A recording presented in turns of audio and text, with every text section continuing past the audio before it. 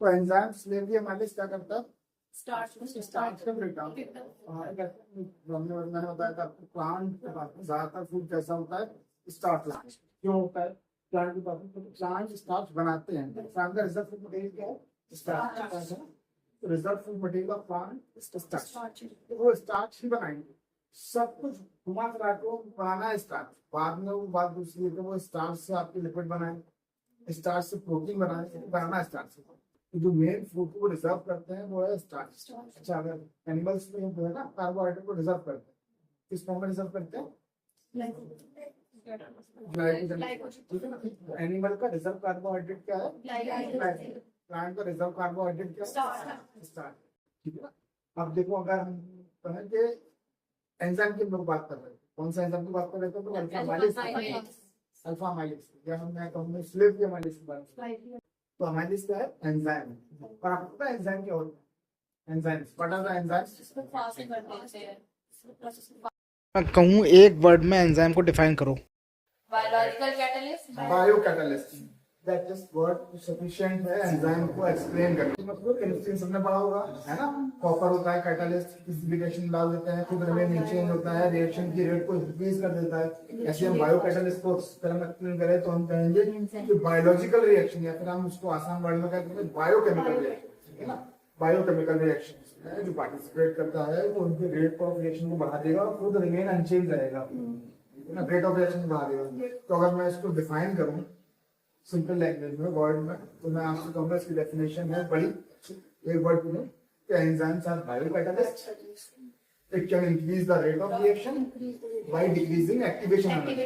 ठीक है ना, रिपीट करो, enzymes are biocatalyst, it can increase rate of reaction by decreasing activation energy. अच्छा, अगर मैं इसको फिगर बना के बताऊं तो कैसे बताऊंगा, ग्राफ बना के।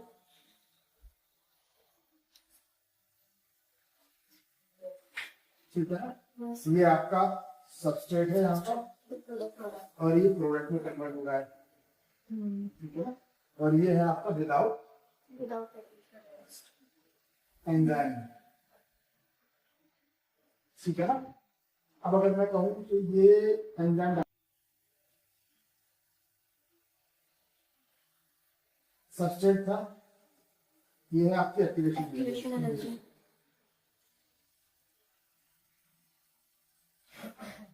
और ये है एक्टिवेशन एनर्जी आपकी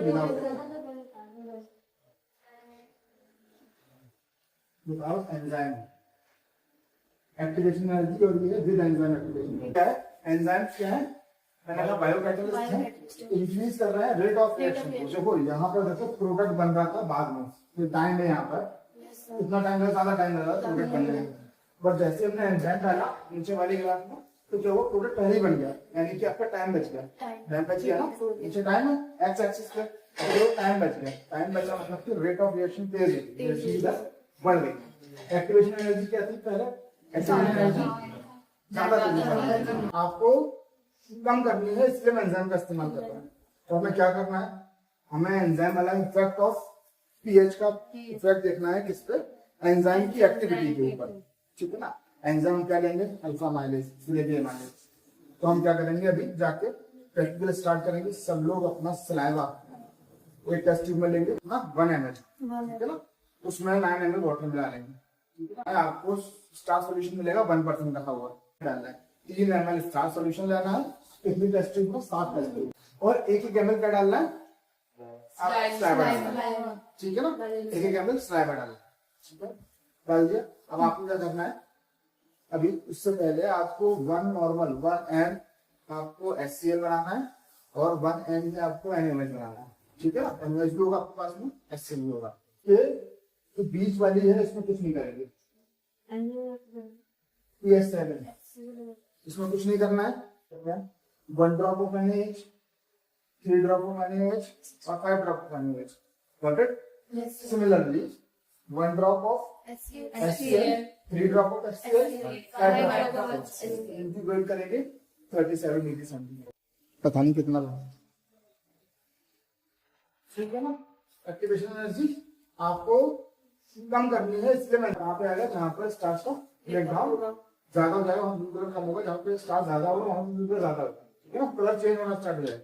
तो हमें क्या लिखेगा pH 7 पे सबसे ज्यादा स्टार्च का ब्रेकडाउन हुआ है एज कम्पेयर टू इंक्रीज करना है, तो ग्रेजुअली यहाँ पर भी स्टार्च का ब्रेकडाउन होगा और यहाँ पर भी कम ब्रेकडाउन होगा, उसको हम ऑब्जर्व करेंगे और रिजल्ट देखेंगे। बस समझ में आ गई आपको, बस नहीं करना है।